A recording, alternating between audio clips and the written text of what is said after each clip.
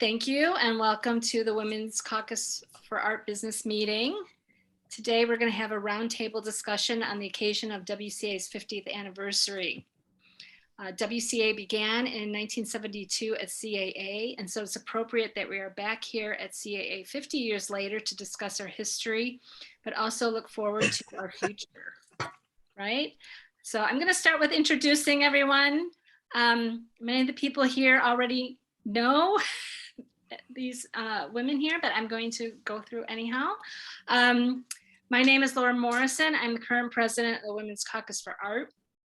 I've been a member of WCA since 1998, and I've served on the WCA National Board since 2015.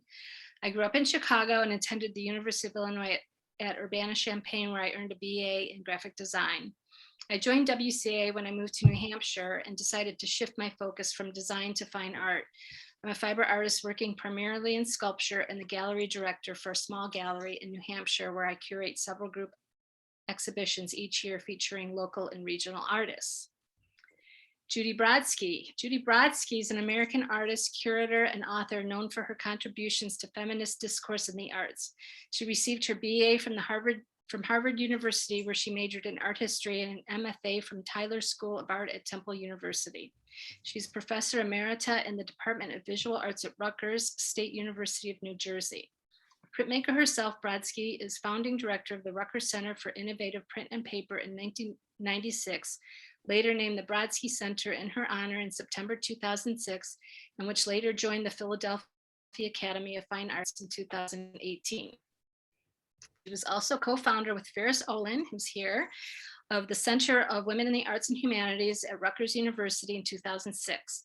She was the first artist appointed as president of the Women's Caucus for Art from 1976 to 1978, where she expanded political activism and membership in the WCA. Ofelia Garcia was born in Cuba and came to the US as a refugee at the age of 19. She's a resident of Philadelphia, and she retired in 2010 as professor of art at the William Patterson University of New Jersey, where she served as dean of the College of Arts and Communication from 1997. Previous posts include presidencies of Rosemont College and of the Atlanta College of Art, and the directorship of the Print Center in Philadelphia. She holds a BA from Manhattanville College and an MFA from Tufts University, Boston Museum School, with doctoral works in comparative religions at Duke University. She's an artist and printmaker. She's lectured widely on fine prints as well as higher education, and has juried numerous national art competitions and curated print exhibitions. She has served on numerous boards in volunteer positions, including the College Art Association. She served as the WCA National President from 1984 to 1986. Garcia has received a number of awards, among them the Women's Caucus for Art Lifetime Achievement Award in 2011 and the WCA President's Award for Art and Activism in 1997. Currently, she serves on the Library and Archives Committee of the Philadelphia Museum of Art, and the Art Committee of the Philadelphia Redevelopment Authority, and on the Art Education Committee of Woodmere Art Museum. She also serves on the New Jersey State Arts Council, and she's member of the advisory board of the Brodsky Center, previously at Rutgers, now at the Pennsylvania Academy of Fine Arts. She has been an avid collector of works on paper and works by women artists. And Judy, I neglected to put in, you were a Lifetime Achievement Awardee as well. What year was that? Could you remind us? I've forgotten. I'm sorry. Okay, it's okay. I wanted to, I'm sorry I missed. I wasn't prepared to answer that question. Yeah, I'll have to look it up, but I wanted to acknowledge that. I apologize. Donna Jackson, our WCA President-elect, lives in Detroit, Michigan. She attended Western Michigan University in the College of Engineering and also attended the College for Creative Studies as a graphic communications major. For the past 18 years, Donna has dedicated her skills as a designer and project manager to develop marketing and promotional materials for urban libraries and nonprofits. She's been a graphic web designer for the Detroit Public Library and Houston Public Library Systems, and brand manager for the Houston Public Library. She's co-founder of DMJ Studio, a creative studio devoted to developing art projects and events that closes gaps between community and culture through public art exhibits, film, and social collaboration. The studio's desire is to make art and culture accessible everywhere and to everyone. To ensure DMJ studio events and projects are free. Donna works and provides branding and design services to cultural and nonprofit institutions and individuals. Her goal is to work for nonprofits and art institutions as a consultant while developing community-based art projects and exhibitions. So everyone has quite the lengthy introduction. Welcome, everybody. And thank you for coming. We are going to start with Judith Brodsky.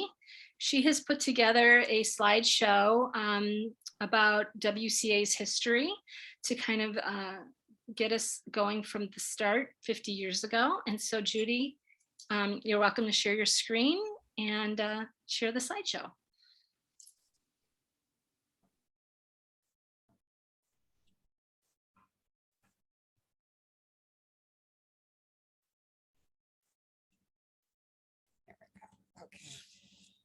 Hi, everyone. Laura has asked me to give a personal perspective on, and I'm going to do it on the WCA's first decade. Can you all see my screen? Yes. Okay, good. Okay, the Women's Caucus for Art originated among women members of the College Art Association. It was our professional organization, but it was not doing anything for us. During the early 1970s, the College Art Association was dominated by white males, although women had always been approximately 50% of the membership.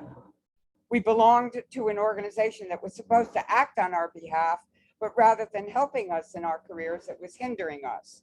We knew that men who were less qualified were being hired over our candidacies.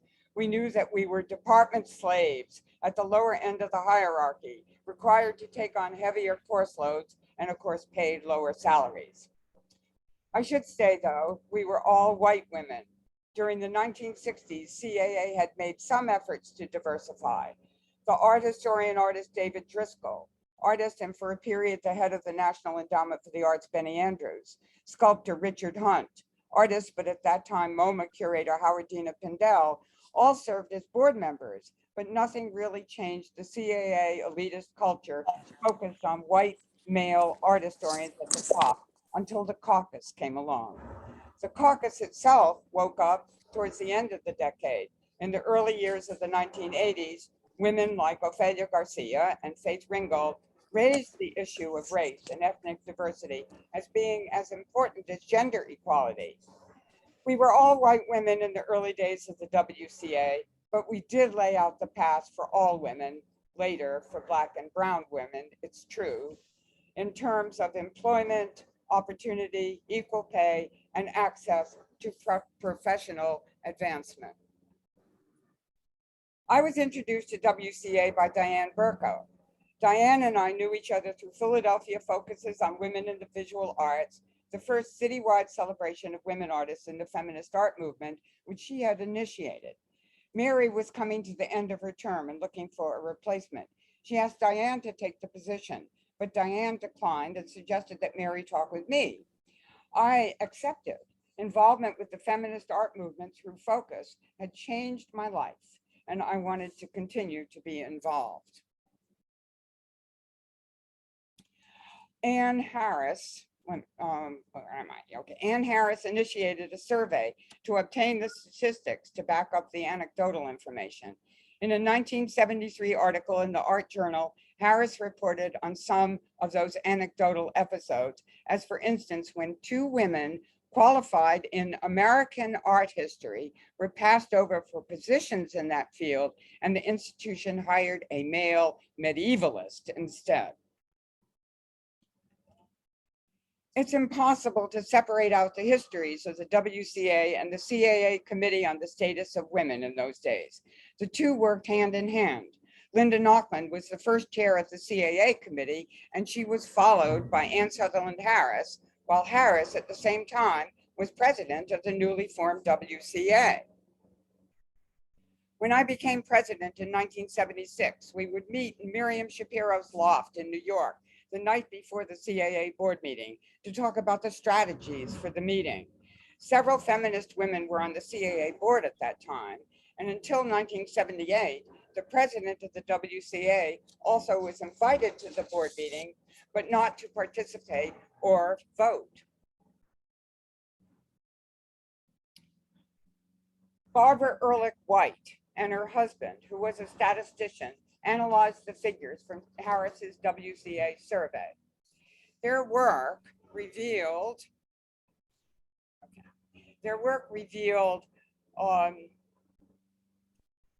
the fact that the anecdotal information was accurate. Women faculty members were being paid less, working more, and were mostly at lower levels in rank. They also included other statistics in the article, figures that gave a context to the information, such as the fact that by 1970-71, almost 2/3 of the total number of people trained in art and art history were women. So the pool of appropriate candidates was certainly available and existed. As you can see, the higher, the fewer. In the most elitist PhD granting departments, women comprised only 16% of the faculty, 9% of the full professors, and 0% of the department chairs.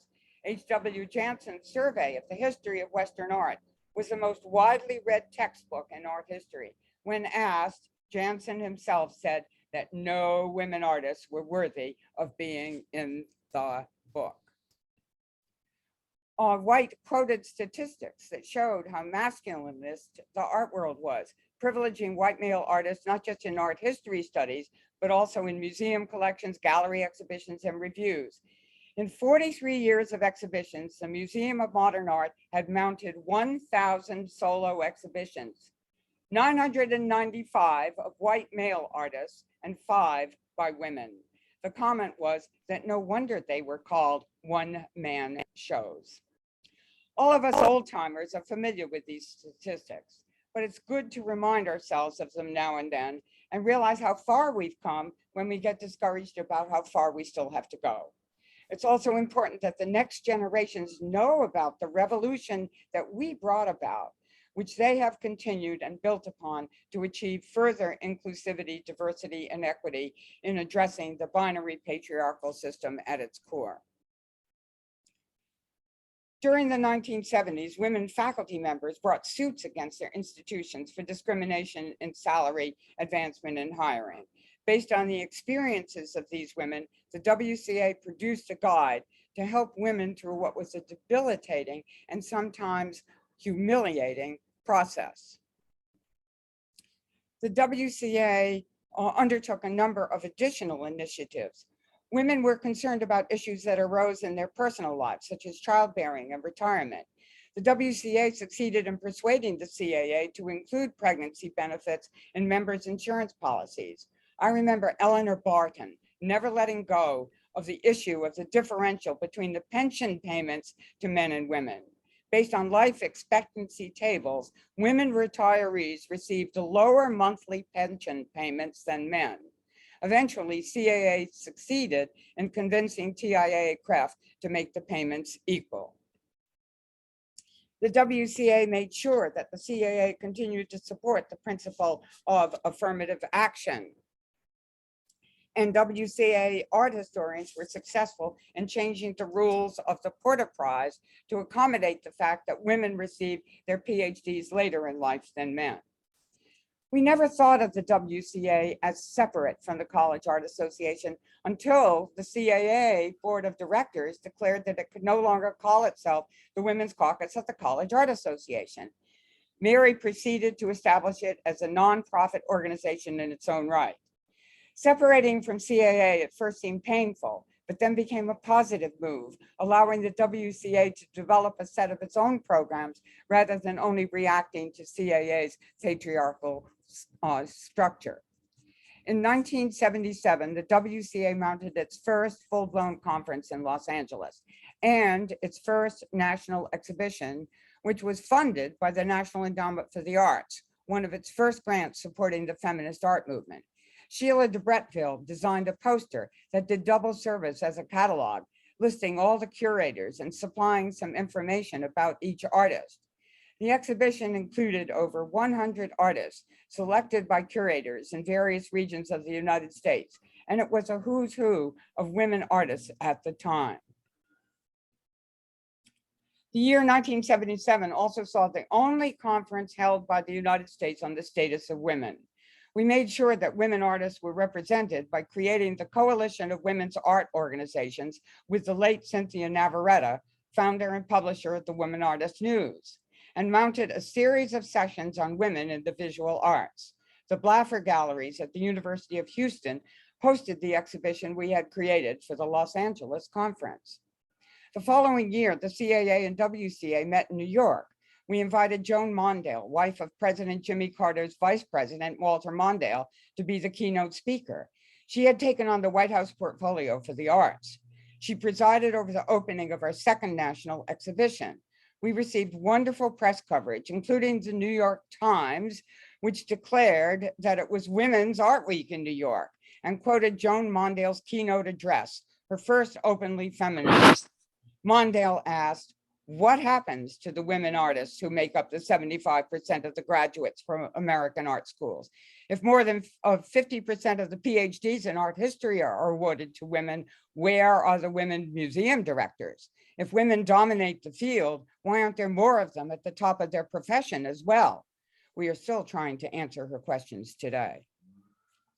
Another major innovation in the WCA structure, which took place in 1979 when Leanne Miller became president. She instituted the formal Lifetime Achievement Awards, and with the help of WCA's Washington chapter and the late Charlotte Robinson, President Carter presented the awards. In 1980, the CAA conference was to be held in New Orleans, but Louisiana had not approved the ERA. The WCA board decided to go ahead with holding the conference in New Orleans too, but with planned protests. However, Mary Garrard, Norma Browdy, and I decided to hold an alternative conference in Washington, D.C., at which we would honor heroines of the second wave of feminism like Gloria Steinem instead of artists and art historians. By the end of Leanne Miller's tenure as WCA president, all of the elements that define the WCA still 50 years later were in place. A full conference, a national exhibition, the Lifetime Achievement Awards. At the end of the decade, the focus of the WCA shifted from the dominating relationship with CAA to an emphasis on the chapters.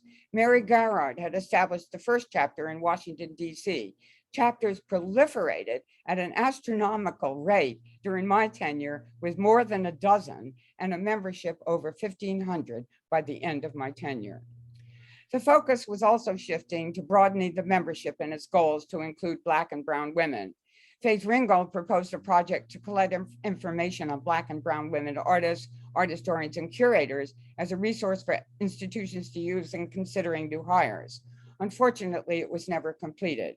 However, Ringgold enlisted Clarissa Sly as co-curator, and they organized and curated Coast to Coast to feature women artists of color. This 50th anniversary of the feminist art movement has made us aware of our history. The WCA has reached out to members for photos and other documentation. This session and others are also a starting point for developing an oral history, along with the interviews being conducted by the WCA, the CAA Committee on Women and Art, and the Feminist Art Project. Let's continue to celebrate the 50 years of feminist art.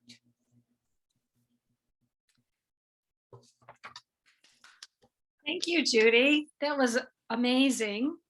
I appreciated seeing a lot of those new pictures that I haven't seen before. So we have to make sure that those get in our archives. They may be already. Is that where you pulled them from? I pulled them from various places, including my cellar. Okay.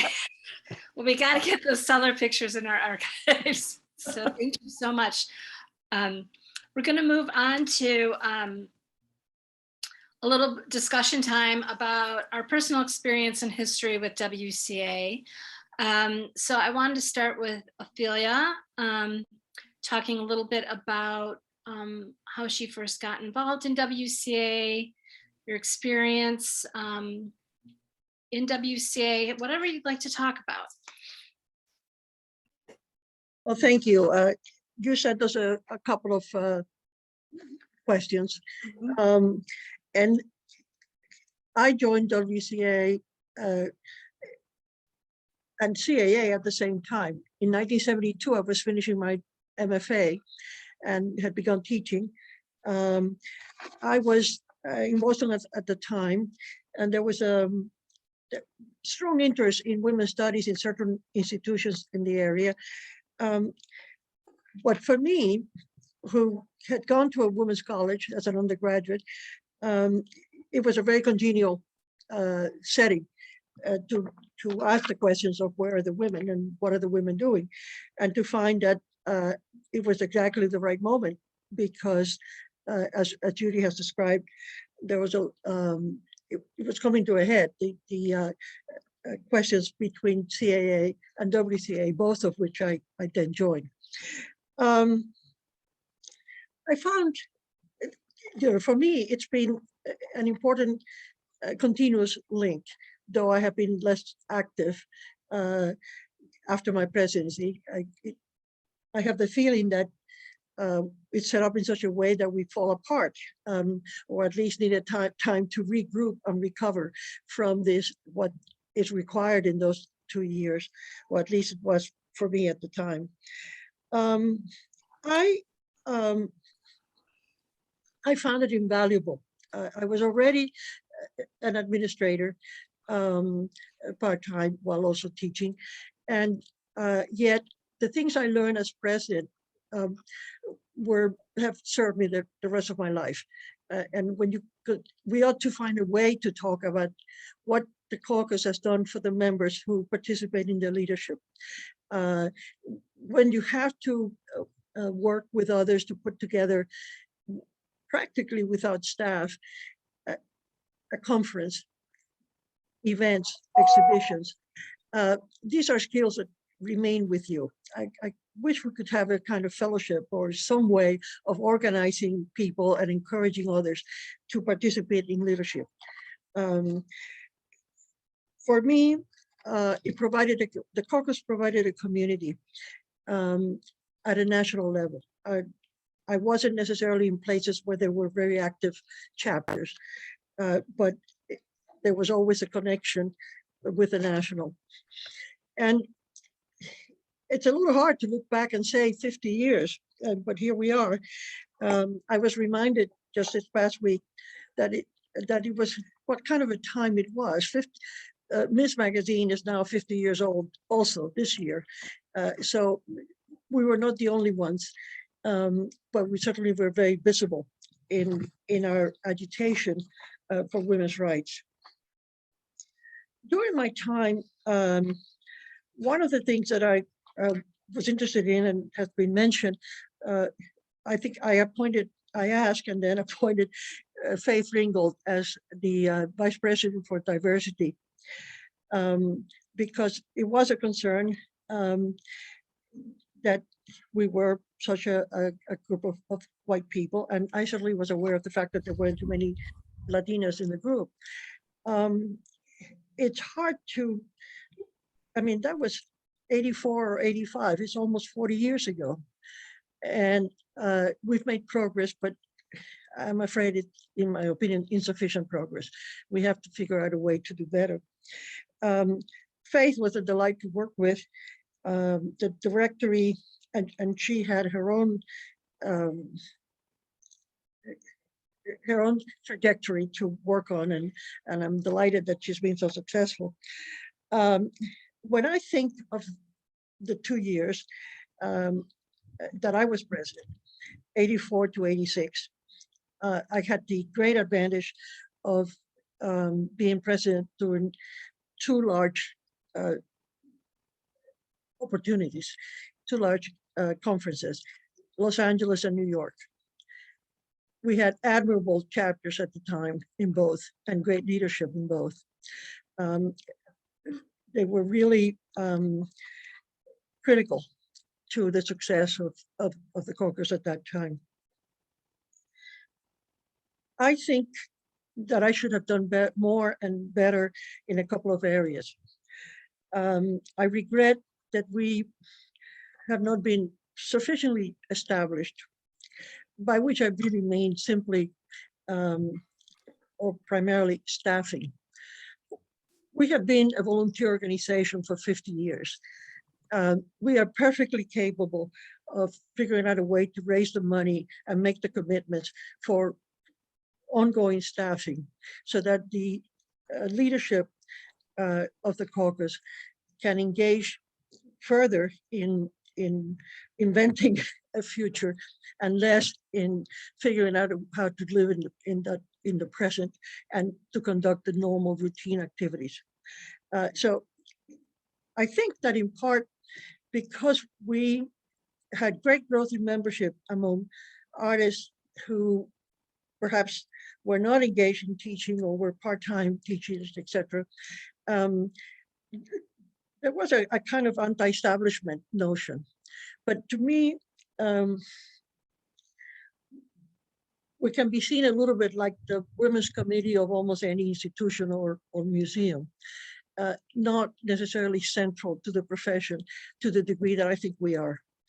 So I would encourage you to do what I failed to do, which was to really be persuasive and active enough in establishing the caucus with a permanent office and permanent staff, etc., to be as supportive of the membership as we could be. Yes. I think I share some concern about the archives also. I'm glad that there's a call for bringing things together. I know there's a lot of material at Rutgers University. I know that I gather that some chapters have their own archives to some extent. We cannot neglect our history. I don't know where or how or who should be heading this, but we have librarians and archivists among our membership. That is to say, we have professionals in this, and we have to take advantage of them. I would encourage us, as we look through our basements and attics, etc., those of us who are getting on, to find the material and to make sure to give it in the right place so that the history is not lost. And so, you know, we regret often the artists whose names we lost, the women, and certainly WCA and the members, the women members of the College Art Association have been active in totally expanding the field of art history, because it doesn't matter what your period of interest is or what your specialty is, you can always ask, where are the women? And the women are generally in storage and can be found. The evidence is there. The same way that we have recovered many women artists of the past, we need to recover other art activists of the past and present. We have to make sure that we don't lose our history. And I would encourage the caucus, together with CAA, to think about where and how one documents what has been accomplished. Yes. Just the kind of trip through the brief history that Judy gave us reminds us of how much there is to look at and consider, and how deep the roots are, and how much better the future could be. Well, thank you. That's it for the moment. Donna and I were just having a discussion this morning at breakfast that we really, I think one of the positions we need to get on the board is we do need a WCA historian to work with the committee to start pulling together and making sure everything is being documented properly. We have. Can I add something to Yes, that? Okay. absolutely. So at Rutgers, the archives of the Women's Caucus for Art are at Rutgers. Yes. Okay. Unfortunately, at the moment, they've not been open because the special collections department of the libraries had to close because of damage by one of the hurricanes that went through a couple of years ago. So it's just, they're just reopening now, which is really exciting. Unfortunately, too late, you know, for all of us who are involved in the conference to use the materials. However, the Women's Caucus for Art has not been depositing the materials for the last 10 years. So all those materials now should go to Rutgers so that they're all contained in one place. And then also with all the work that's going on right now with oral history, including this this particular session. Yes. All of this should also go into that archive. I also wanted to talk a little bit about the need for you know, a home and a staff. When I was president, I sent out the newsletter myself. That meant that, you know, I took out, you know, the proper thing at the post office, which enabled you to do a giant mailing. And then I used my dining room and I separated it all out by zip codes and everything and brought it all to the post office myself. So, you know, and you do those things when you're starting out an organization, but given the impact of the Women's Caucus for Art and its you know, importance, I think you're absolutely right, Ophelia, that it needs, you know, it needs a staff that can take care of these kinds of everyday sorts of tasks that need to go along with continuing to have the impact it has now. Yes, as it Laura, is now, we have one paid staff member who does, Karen Lunar, who works 20 hours a week, does an amazing job with the little time she has. But I think as an all volunteer organization and all of us working in the board, we couldn't agree with you more that it would be at some point in time, we need to start working towards paid staff, executive director, et cetera. Yeah, I just wanted to say also that Ferris and I recognized that.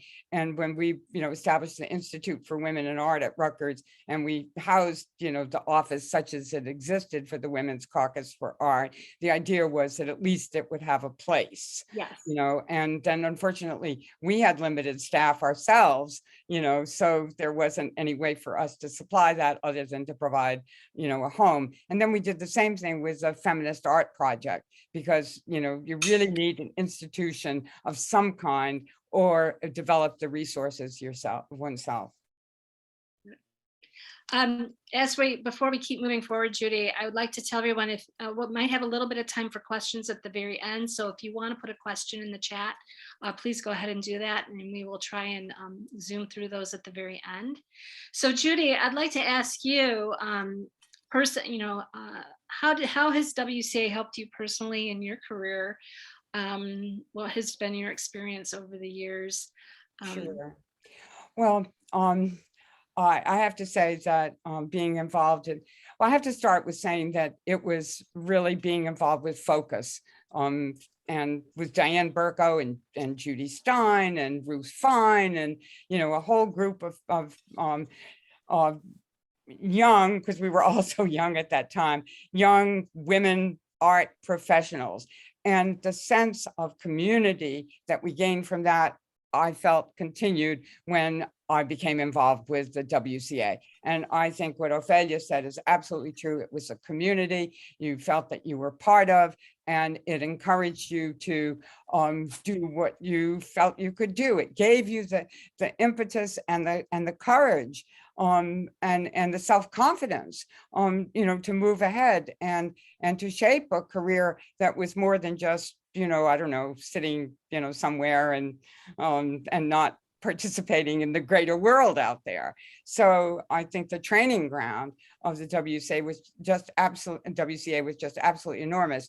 And if you look at the people, you know, who've headed art schools, you know, been deans of art school like Ruth Weisberg, Leanne Miller, you look at art historians who've become major figures, you know, in the art history world, you know, like Mary Garrod and Norma Browdy and any number, you know, of people. If you look at the artists and the way in which the art practices that they introduced have become embedded in contemporary art practice, I think the WCA has just been amazing in providing a cushion, a platform for women to be able to do that in the field.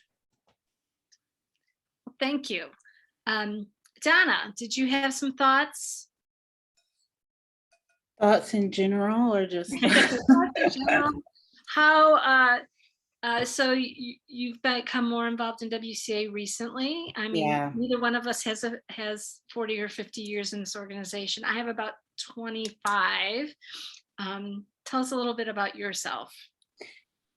Well, how I got involved with WCA is, you know, I was already doing work in Detroit around women artists and also telling the narratives of women in general through the arts, and connected with people that were already members of WCA, and I basically got brought into the fold in that way. So that's truly my introduction into WCA. Learning the history came after I came aboard, and knowing how deeply rooted it is in history, and somehow just got deeply involved from there. And now that I'm here and I see the history, I also see the things that are missing that could make WCA even more important to women in the arts. And so at this point, I'm hoping I'm that bridge of, sharing the history that I've learned, and then bringing about this amazing group of artists that I know that are there that may not, just like me, know that WCA existed in the way that it did or it does. So that's my little snippet. I don't have 20 years, but I hope that this is like a big shift, to bring in just some amazing, talented artists in connection with the amazing, talented artists that are already here and the history that's here. Well, thank you. So my history with WCA is when I moved to New Hampshire from Chicago, I wanted to focus more from my design work into fine art, and had been looking for community. And Ophelia, what you had been saying about finding community, and also you as well, Judy, that's really what attracted me to WCA, finding a community of artists. I started out as what I have called like a tiny little baby artist. I was just dipping my toe in, working in assemblage and collage, and finding the New Hampshire chapter and women taking me under their wing and showing me the way. I am a lifelong volunteer, but I've learned everything I know about the art world through WCA. I learned how to put together all my business of art things, learned how to write artist statements, bios, CVs, how to write proposals and grants. I learned how to do exhibitions. I sat on, joined the board then after going through all the different leadership positions at the New Hampshire chapter, started working with Barbara Wolanin on chapter relations, and then Ula Barr, and eventually sat on the board for VP of chapter relations. One of my big focuses has been really, I think, the strength of the chapters is really important, what really ties us together as an organization. And I think that's our strength, being a very inclusive rather than exclusive organization has been a huge attraction for me for WCA over the years, and attracting people into the organization. So that's a little bit of my history. I came on as president at the beginning of the pandemic, and we had a break in leadership. So myself, Janice Nesser-Chu, and Margot Hobbs were all working together kind of as a committee until we could find a new president. And one of the things that made me decide to step forward was in about 2 weeks, everyone learned how to do Zoom with the pandemic and the shutdown. And I saw that as a big opening towards connecting with not only board members together, but chapter to chapter, member to member, and really help kind of pull in a more cohesive organization that way. And it's taken some time, but I think we're really moving towards that direction. And it's been easier to run a board, being able to use Zoom and not do everything with a million emails or conference calls with 10 people where you don't know who's talking. So that's kind of my history with WCA. I tell everyone I wouldn't have been in art had the courage to become an artist if it wasn't for WCA, and finding that little newspaper on a newsletter on a bulletin board in an art school that I was taking a class at was the beginning. And so my focus really is how WCA has formed a community of artists. I think it's very exciting. Well, Donna, we were going to talk about future. I was going to talk about WCA today, and I wanted to talk a little bit about the pandemic and how that's all pulled us together in terms of Zoom. I think in many ways, the chapters have benefited with technology and have expanded. It's enabled people to not all have to be in a central area to sit on a board, which, you know, for any state, New Hampshire's a small state, we could all get together in the middle of the state and have a meeting, but there's very few states that can do that. Some of the city chapters, it takes a long time to go from one side of LA to the other, or Chicago to the other. So being able to meet on Zoom, you get a lot of work done a lot quicker. I think you can also tap talent that's in all different parts of the state. And we've also launched a pod system, which it's like small groups that reside around the state where people get together one-on-one. It's very low key. It's really more of building community. And they invite people from outside of the organization to join. It's most times an art share or art discussion. And chapters have been using this, have been able to build their membership because once an exhibition goes up that an artist would like to join, then they become a member. And so that's worked really well with New Hampshire, and other chapters are starting to find the benefit to pod structure.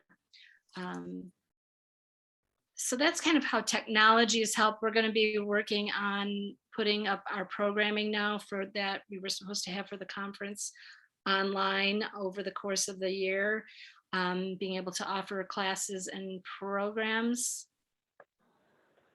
Did you lose me? No, you're there. Oh, I'm sorry, my screen went blank. So anyhow, that's kind of how I'm looking towards how the present has really helped us, the present situation. We do look forward to being able to meet in person soon, if possible. But I don't think Zoom or connecting virtually will ever go away. Does you have anything to add, Judy? Well, I was going to, I think you're absolutely right. And to hear the description of the chapters, it was really interesting when I was putting my little talk together. I really became aware, of that shift in the WCA away from, being just reactive to College Art Association and to the situation there, and then shifting to the, to programming of its own and to the chapters. And it was so interesting to me to look through the list of chapters today. For instance, there's a Women's Caucus for Art in Silicon Valley. I don't know if you noticed that particular logo. I just picked, a few of the logos to put on the image. But I was really fascinated by that. So that was one thing I wanted to say. The second thing was the intellectual support from being part of a feminist organization like the WCA. And from the very start, when I was involved with Focus, it was not only the community and the political aspect of, drawing attention to women artists and giving women artists a stage, but also the ideas that were going on among women artists. And I realized that in my own art, I was working with a lot of those ideas without being able to articulate them. And so I feel that coming into the feminist orbit in the art world at that time in 1973, 1974, but we were putting some Focus together, that all my own art practice fell into place. in terms of knowing what I was doing in my art practice. Mhm. So when you look at the way in which, for instance, just to take pattern and decoration, and I know there's other aspects of pattern decoration besides the connection to feminism, but to look at the way in which that is now embedded in contemporary art practice of people like Sanford Biggers and others, it's not just women, it's men, is really interesting. To look at the way in which video has taken off in terms of narrative and autobiography as appropriate material for art making. All of that comes out of the feminist art movement. So there were just so many things that were intellectually exciting to me, as well as politically exciting, and community support. So I just wanted to say that. Thank you. I've also been reading back now the history of the first 10 years, how the enormous amount of work people did at that, at that point, and the how fast you created change was very impressive to me, and also incredibly inspiring. So I do want to publicly thank you for all of the hard work you have done, Ophelia and Judy, over the years for WCA, especially in the beginning. Diane, Ferris, Barbara, Sandra, it goes on and on, the names. I appreciate that all. We have about 10 minutes left. And so I was wondering if people had some questions. Diane? I'd just like to pick up on Judy's point about the intellectual stimulation, because Ferris raised in the chat, hopefully this organization isn't just for artists. And I think that what was so wonderful, even at the beginning of Focus, we were a bunch of art historians and artists right from the get-go. And I think that has to be encouraged. Artists need art historians, we need curators, we feed off of each other. And I'm a prime example. Mary Garrett and Norma Browdy are women I met 50 years ago, and they curated a show of mine last year. So I just want to encourage you, Donna, and all the future, to try to get participation of young art historians. And one way to do that is through Zoom. You're going to have artists present about their shows. Well, you need to have young feminist art historians talking to the group as well, curating shows, inviting them to do that, reinvigorating that kind of synergy that does happen between art historians and artists. I agree with you, Diane, and I have to give credit to Margot Hobbs for the past, when she went on as past president, formed the Art Writers Committee, which has been a great addition to our board and our committees, and has really started we have more art writers and art historians getting re-involved in WCA. Ferris. Yeah, I'm going to broaden this a little bit beyond art historians. I became a member of WCA in 1975, not only as an art historian, but I was hired as an art librarian. So I kept going to all of the WCA, CAA, and ARLIS conferences, which were sequentially within a week and a half. And I spent a good many years and decades going, around, and there was wonderful intellectual stimulation from WCA and the conference, because there were art historians, curators, art critics, art librarians. It's the people in the visual arts professions, not just artists. And at some point, many art historians fell away because WCA seemed to be going towards not, supporting artists, which it should do.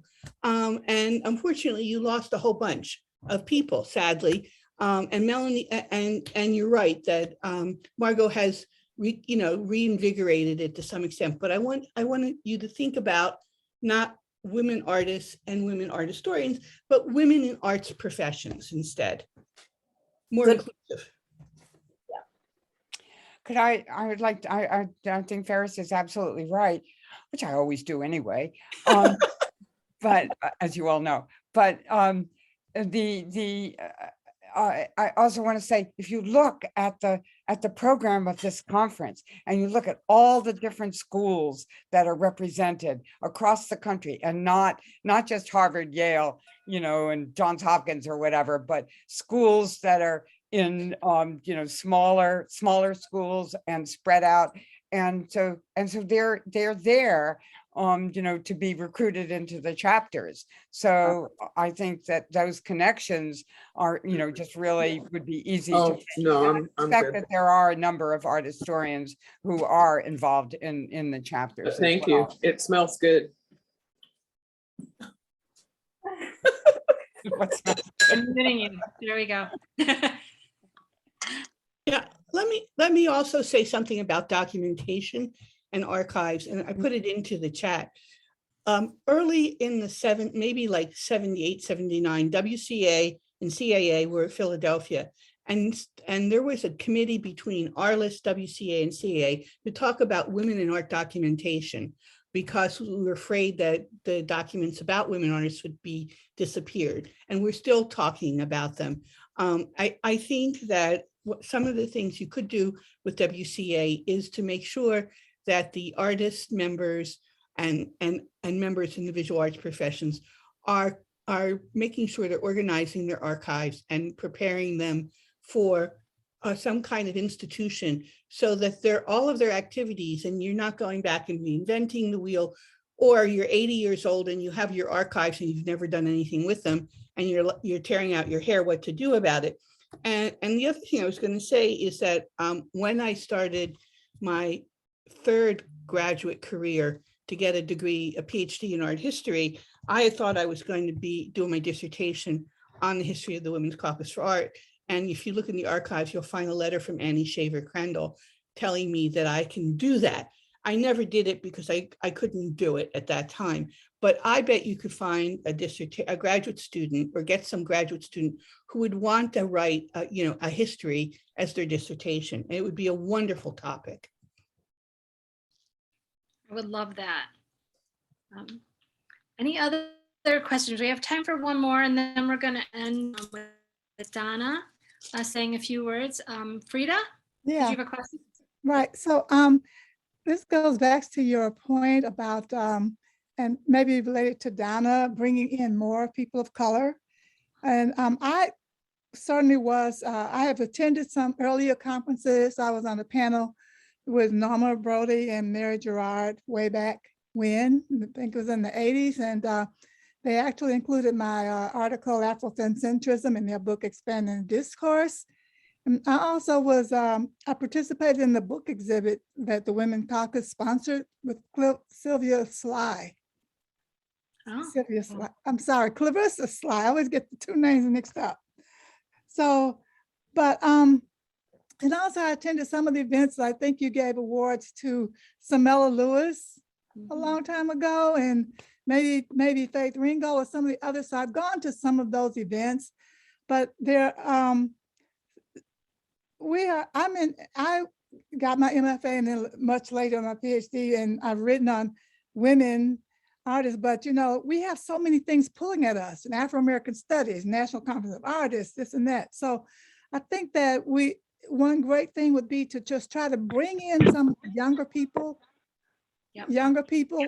artists, scholars, librarians, all kinds. Somehow, I don't know what it would be, but a way of bringing those younger people in, in some kind of way where they can be so much more active than what's like you hired Faith Ringgold or got Faith Ringgold in diversity, but put them into all kinds of things, rather than one section of diversity, but put them into all kinds of things. And maybe that would be one of the ways. And I think Zoom is definitely going to be helpful. yes. All right. Well, thank you for all the questions. And we're going to end with Ophelia. You have one more thing to say, and then Donna would like to speak about us going forward. Well, if I could just add to what Ferris had to say, there are innumerable professions related to art. I have ended up as an arts administrator. I think that there are all sorts of options. And frankly, as there are fewer teaching options, there are more other ways in which people find that they can make a living and have an impact on art. So I would like us to not necessarily narrow things as much as we have in the past and think more broadly that we have, if we're making art and we're talking about art, we need an art audience to encourage. This is a whole societal effort for us. I mean, we need a larger audience than we have. And so I would not narrow us as much or focus us as much. They're centers of effort that we have to develop. But every student who majors in art or art history in college and does not go into an art profession is a ready-made art supporter, and we have to cultivate them too. I would like to, to expand their impact. And I would also like to make another comment in favor of publications. We women in all sorts of fields, and certainly in the arts, have lacked the support of enough documentation of their work through. This is, right, I think, a generalization that can be made. I would like to encourage those who organize exhibitions to document them, to leave something behind the event that has its own constraints of time. But there's need for further documentation. Well, thank you, Ophelia. We're running out of time. So Donna, I'm going to end it with you. You are going to be our incoming president on March 5th. And not that I don't have the date down. Very excited to have you. I'm looking forward to working with you in the coming years. And I'd just like to end our session with you talking about WCA, the future, and what you are looking to do. Well, I know you're not focusing on that date, but so a couple of things that came up when it comes to staffing. I agree that a organization that's been around for 50 years should definitely have a staff to maintain it. So I think moving forward, that should be something that we all focus on. But the other large push, I kind of refer to it as diversity of the organization when it comes to race and also youth and even gender. You know, in the ways that we connect with those groups is to go where they are. I think to think that we sit here and we have these conversations that would just bring someone in, that's not the case. We have to learn where people that you want to attract reside and go to them and create relationships with them. So for me, that's one of my biggest things to do in the first 100 days is to do that relationship building with more women of color, which I already know. It's just they don't know WCA, and making that connection, and then letting those folks know how WCA can be of support in their life. The other major part, I think, is about our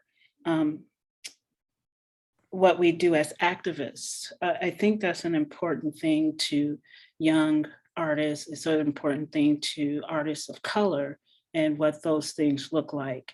And I think I know if you define that and how there are connects with that, I think that's another way to bring those two groups into this space. So coming in, that will definitely be my focus. Because in order for this organization to grow, you need additional new blood to continue the bloodline. So. Well, thank you. So I want to thank you, Judy, Ophelia, Donna, for joining us. To everyone who came to the panel, I am recording this and it will be up on the WCA website soon. I also put in the chat, everyone feel free to save it, my email, if anyone would like to contact me with any questions or want to talk to anybody else, I can connect you. And also the other feminist art panels that are coming up within CAA. There's a lot to choose from, but I put the ones that Judy was particularly concentrating in the chat. So please do join us. Our next WCA CAA panel, Trans Historical Feminist Agency, Matter, Gender, Race, Time, and Place, is taking place today at 2:30. So come back in about 25 minutes and join us there. So thank you, everybody. Appreciate you coming.